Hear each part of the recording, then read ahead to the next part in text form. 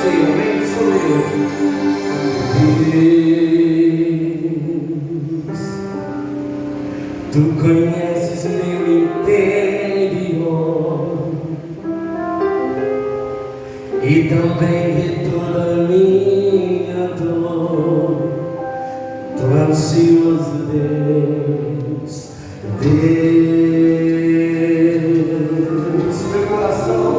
meu coração está acelerado e quase todo dia ele fica angustiado.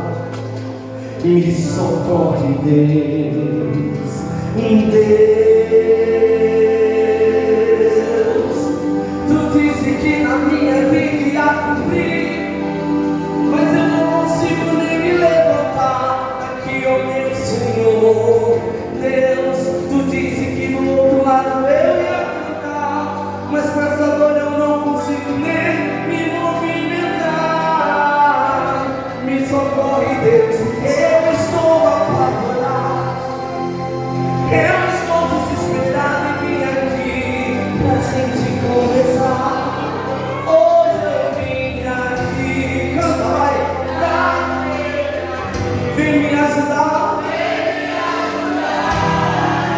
Tu chama em me tirar, eu estou desacreditado, eu estou desesperado, só sinto vontade de vem me socorrer. E hoje eu vim aqui pra dizer toda a verdade. Meu coração não tem mais fé, eu não consigo nem ficar de pé. Eu te magoei, até te entristeci, mas mesmo desse jeito eu me rendo.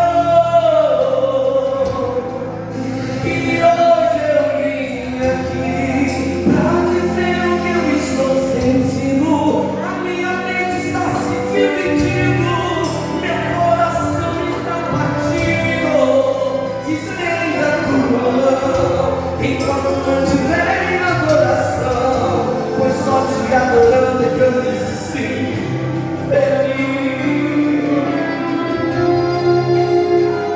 Agora o Espírito Santo de Deus vai falar para você. Escuta, filho meu, pega aí, porque teu coração está batendo forte assim. Ainda está dizendo não vai conseguir. Eu sou teu amigo, filho, filho meu. De todas as promessas que eu fiz pra ti, todas elas no meu tempo irão se cumprir. Eu sou teu amigo, filho. Segura aí, vai. Filho meu, tu lembras quando eu disse para Abraão, eu vou fazer de ti uma grande nação, porventura eu não cumpri. Filho meu, tu lembras quando eu disse para José, eu vou te exaltar por causa da tua fé, porventura eu não cumpri. Ó, tem que adorar o filho, em vez de reclamar, tem que adorar o filho. Em vez de murmurar, tem que adorar meu filho. Pra minha mão se movimentar, tudo tem que adorar. Parar de reclamar e tem que me adorar em qualquer situação.